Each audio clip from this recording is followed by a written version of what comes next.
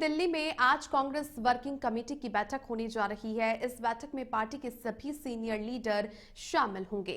मिली जानकारी के मुताबिक इस मीटिंग में मौजूदा राजनीतिक हालात और सरकार के खिलाफ पार्टी के एक्शन प्लान पर चर्चा होगी। इसके साथ साथ मनरेगा की जगह लाए गए नए कानून वीबी राम जी के खिलाफ भी रणनीति बनाई जाएगी।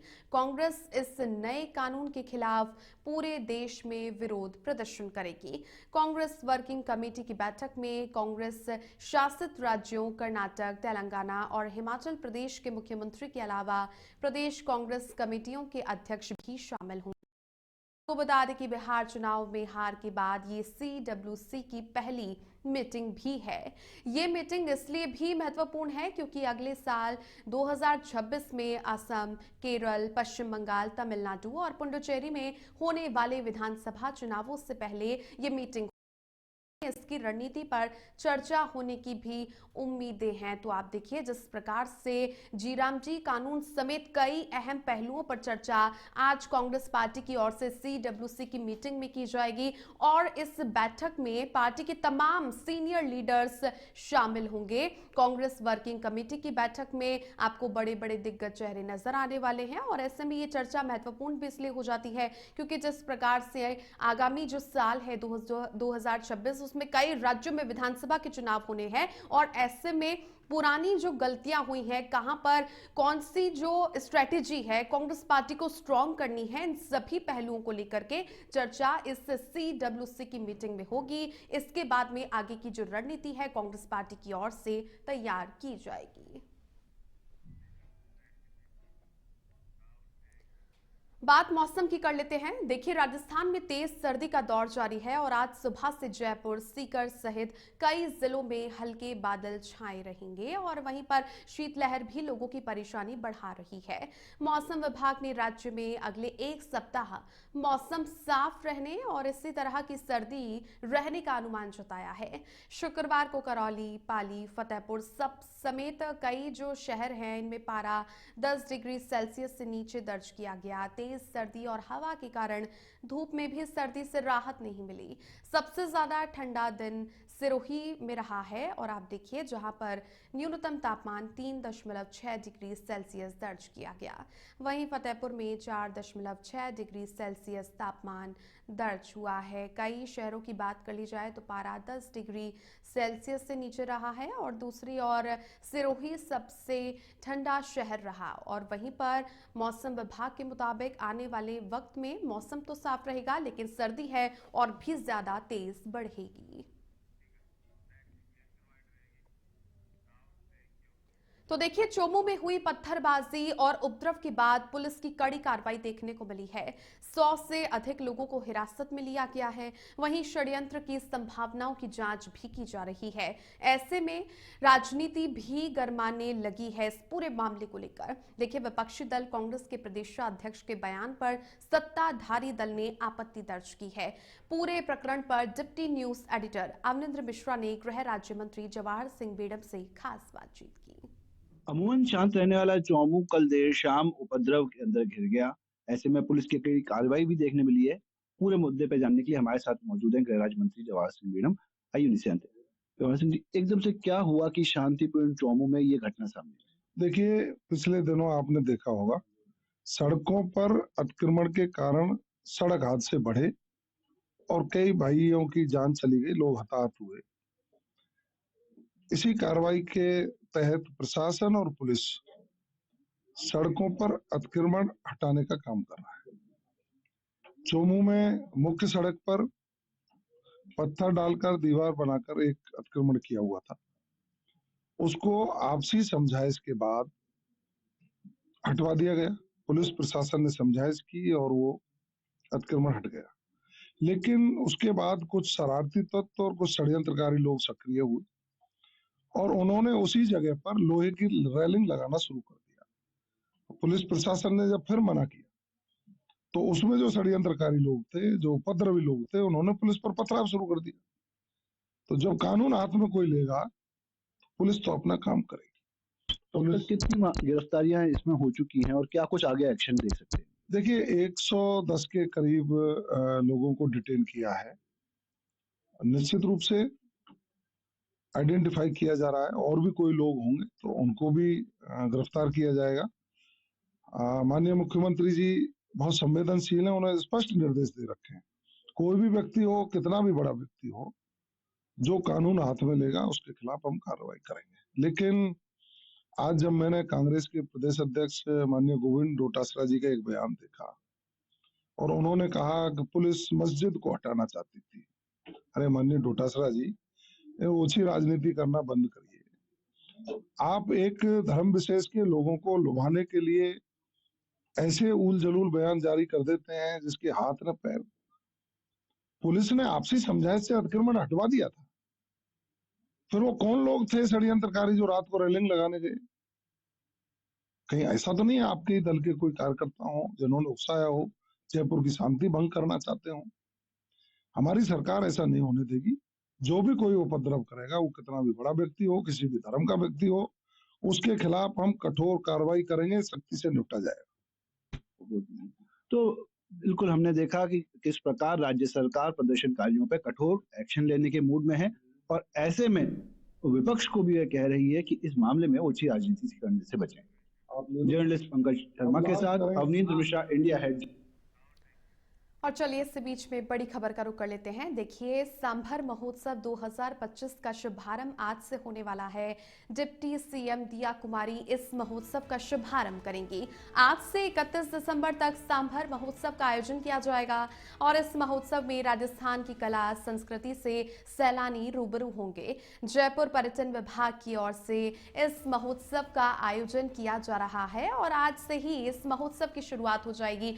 सांभर लेक जो कि मशहूर लेक है और यहीं पर ही सांभर महोत्सव 2025 का आगाज आज से हो जाएगा, जिसका शुभारंभ डिप्टी सीएम दिया कुमारी करेंगी। इस महोत्सव में वो शिरकत करेंगी और आज के दिन की शुरुआत वो कर देंगी। आज ये फेस्टिवल का पहला दिन होगा और आज से 31 दिसंबर तक ये सांभर महोत्सव चलेगा। इसमें कई सारे सैलानी आएंगे। पर्यटन की दृष्टि से भी ये महोत्सव काफी महत्वपूर्ण है। पर्यटकों की संख्या भी यहाँ पर काफी जो संख्या में पर्यटक है वो पहुंचने वाले हैं और पहले से ही इसको लेकर के, इस महोत्सव को लेकर रजिस्ट्रेशन भी किए गए थे। तो देखिए, आज से 31 दिसंबर तक सांभर महोत्सव का आगाज आज से हो रहा है और 31 दिसंबर तक ये महोत्सव चलेगा और इस महोत्सव में राजस्थान की जो कला है वो आपको देखने को मिलेगी, संस्कृति है वो भी, उसकी झलकियां भी नजर आएंगी। तो इन्हीं से रूबरू सैलानी होंगे और पर्यटन विभाग की ओर से महोत्सव का आयोजन किया जा रहा है। आगे बढ़ते हैं। भरतपुर के बयाना से खबर है, जहां पर विश्व हिंदू परिषद और बजरंग दल के कार्यकर्ताओं ने हिंडौन भरतपुर सड़क मार्ग पर बयाना कचहरी के सामने प्रदर्शन करते हुए बांग्लादेश का पुतला फूका और रैली निकालकर नारेबाजी की। कार्यकर्ताओं ने बांग्लादेश में हिंदुओं पर हो रहे अत्याचारों के विरोध में आक्रोश जताया। इस मौके पर विही प्रखंड उपाध्यक्ष विष्णु जोशी ने आरोप लगाया कि पूर्व प्रधानमंत्री शेख हसीना की सरकार के तख्तापलट के बाद वहां अल्पसंख्यक हिंदुओं पर हिंसा, उत्पीड़न और हत्याओं की घटनाएं बढ़ रही हैं, जिनकी संख्या लगभग 88 बताई गई है। बजरंग दल संयोजक गौतम चौधरी ने कहा कि हालात 1971 जैसे बनते जा रहे हैं, जहां पर मंदिर तोड़े जा रहे हैं, घर जलाए जा रहे हैं, लूटपाट और मारपीट हो रही है। कार्यकर्ताओं ने केंद्र सरकार से अंतर्राष्ट्रीय स्तर पर हस्तक्षेप कर बांग्लादेश में हिंदुओं की सुरक्षा सुनिश्चित करने की मांग की है। प्रदर्शन के दौरान पुलिस बल मौजूद रहा और स्थिति शांतिपूर्ण बनी रही। इस कार्यक्रम में अनूप भारद्वाज, विष्णु जोशी, गोपाल सिंह राजावत सहित एबीवीपी के कई कार्यकर्ता मौजूद रहे। सीरिया में मस्जिद के अंदर आत्मघाती धमाका हुआ है। इस ब्लास्ट में 8 लोगों की मौत हो गई है और 18 से ज्यादा लोग घायल हो गए हैं। होम्स शहर की मस्जिद में नमाज के दौरान ये धमाका हुआ। घायलों को अस्पताल में भर्ती करवा दिया गया है और आप देखिए, सीरिया में मस्जिद के अंदर आत्मघाती धमाका हुआ और ये धमाका ब्लास्ट की वजह से हुआ है और इस ब्लास्ट में 8 लोगों की मौत हो गई है। संख्या 8 बताई जा रही है और 18 से ज्यादा लोग घायल हो चुके हैं। होम्स शहर की मस्जिद में नमाज के दौरान ही यह धमाका हुआ। श्रीगंगानगर से खबर है, जहां पर भारत पाक अंतर्राष्ट्रीय बॉर्डर से सटे हुए श्रीकरणपुर क्षेत्र में धर्म परिवर्तन का मामला अब तूल पकड़ता जा रहा है। इस मुद्दे को लेकर गुरुद्वारा सिंह सभा में सर्व समाज की एक अहम बैठक आयोजित की गई, जिसमें बड़ी संख्या में समाज के लोग शामिल हुए।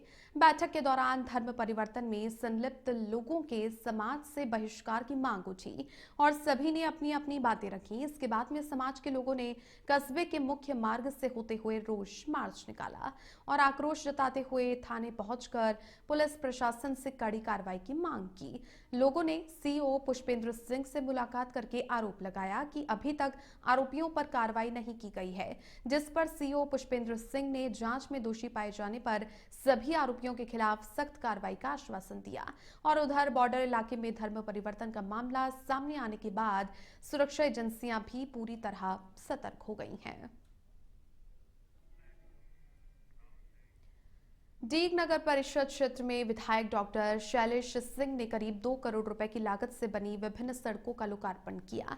इसी मौके पर विधायक डॉक्टर शैलेश सिंह ने कहा कि डबल इंजन की सरकार के द्वारा विकास कार्यों को गति प्रदान की जा रही है। नवगठित डीग को विकसित जिला बनाने के लगातार प्रयास जारी हैं। वहीं मिनी सचिवालय के करीब 100 करोड़ रुपए की स्वीकृति के साथ ही जमीन चिन्हीकरण का काम भी शुरू हो गया है। हमने डी नगर परिषद क्षेत्र में एलएसजी पैकेज जो पीडब्ल्यूडी विभाग द्वारा सड़कों का निर्माण किया गया था, करीब 2 करोड़ रुपए की लागत से 26 सड़कों का निर्माण डी नगर परिषद क्षेत्र में हुआ है। उन सभी 26 सड़कों का हमने आज लोकार्पण किया है। और उसके साथ साथ आप देखते होंगे कि डीग में अब क्योंकि हमारा नया जिला है तो कई संघर्ष हमें करने पड़ते हैं, लेकिन बावजूद उसके हमारा लगातार प्रयास है कि हम डीग को एक विकसित जिले के रूप में उभार सकें। डीग में नया बस स्टैंड का भी काम करीब पूरा होने जा रहा है। बहुत जल्दी डीग को नया बस स्टैंड भी मिल जाएगा। डीग में एक बड़ा चिकित्सालय भी बनने जा रहा है, जिला चिकित्सालय। उसका टेंडर की प्रक्रिया उसकी हो चुकी है, उसका भी शिलान्यास हम मल मास के बाद में। जयपुर से खबर है, जहां पर दूदू में मोरडा में चारागाह भूमि पर अतिक्रमण और अवैध गतिविधियों का मामला सामने आया है। ग्रामीणों ने उपखंड अधिकारी को ज्ञापन सौंपकर आरोप लगाया कि गांव की चारागाह भूमि पर करीब 200 बीघा क्षेत्र में कब्जा किया गया है। ग्रामीणों ने बताया कि कुछ लोग चारागाह भूमि से अवैध रूप से मिट्टी का दोहन कर रहे हैं और हरे पेड़ों को काटा जा रहा है। पूर्व में भी अतिरिक्त जिला कलेक्टर को शिकायत दी गई थी, लेकिन कोई कार्रवाई नहीं हुई। 3-4 साल होगी माना 60-70 हजार रुपया भी लगा दिया गांव वाला बार बार इन नपावा के लिए।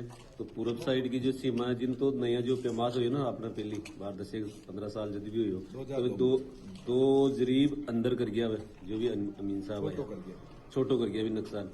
और भी के अलावा उत्तर की दिशा में 3 आदमी बाहर वर्तमान के मेन वहाँ खेत है। एक को 12 बीघा जो 20 बीघा वहाँ मिले गोपाल पप्पू गुजर, एक बंवर जी अमोड़ा जी को 15 बीघा वो मोल लियो और 30 बीघा वहाँ मिले, और एक चांद मोहम्मद का नाम हो जो 60 बीघा। प्रशासन से आप क्या मांग करते हो? प्रशासन को मांग करते हैं मौका स्थिति पर जो कोई बट मिले वाना हटावे, मगर 15 बीघा तो 15 बीघा ना पर देवे, बाकी जमीन है जिन गौचराम करवावे। प्लस जो नया है 2-4 खातेदार गौचराऊ जो भी टच है बेबाकी जितनी भूमि है बीपरी का भी जरे बदीक ने प्रशासन। और देखिए, बांग्लादेश में नहीं थम रहा बवाल। मशहूर रॉक स्टार जेम्स के कॉन्सर्ट में हमला हुआ है। कट्टरपंथियों ने ईंट और पत्थरों से हमला कर दिया। पथराव में कई छात्र गंभीर रूप से घायल हो गए हैं। फरीदपुर के एक स्कूल में ये कॉन्सर्ट हो रहा था और मशहूर रॉक स्टार जेम्स का ये कॉन्सर्ट था, जिसमें कट्टरपंथियों ने हमला करना शुरू कर दिया। ईंट और पत्थरों से पथराव किया गया, छात्रों पर यह हमला हुआ है और कई छात्र गंभीर रूप से घायल बताई जा रही हैं। ये पूरा कॉन्सर्ट फरीदपुर के एक स्कूल में हो रहा था, जिसमें बांग्लादेश में अब बवाल है वो कम होता हुआ नजर नहीं आ रहा है। और ऐसे में हाल ही में हुए कॉन्सर्ट में हमला होना शुरू हो गया। कट्टरपंथियों के द्वारा यह हमला किया गया है और मशहूर रॉक स्टार जेम्स परफॉर्म कर रहे थे। इसी दौरान कट्टरपंथियों ने ईंट और पत्थरों से हमला करना शुरू कर दिया और इस पूरे पथराव में कई छात्र गंभीर रूप से घायल हो गए, जिन्हें अस्पताल में भर्ती करवाया गया और ऐसे में कॉन्सर्ट को बीच में ही रोकना पड़ा। मशहूर रॉक स्टार जेम्स के कॉन्सर्ट में ये हमला हुआ है। बांग्लादेश से इस प्रकार की तस्वीरें सामने आ रही हैं, जिसको लेकर के कट्टरपंथियों के द्वारा लगातार हिंसा की जा रही है और ऐसी तस्वीरें लगातार बांग्लादेश से सामने आ रही है। और हाल ही में फरीदपुर के एक स्कूल में कॉन्सर्ट का आयोजन किया जा रहा था। इस कॉन्सर्ट में कट्टरपंथियों ने ईंट और पत्थरों से हमला कर दिया। मशहूर रॉक स्टार जेम्स के कॉन्सर्ट पर हमला हुआ।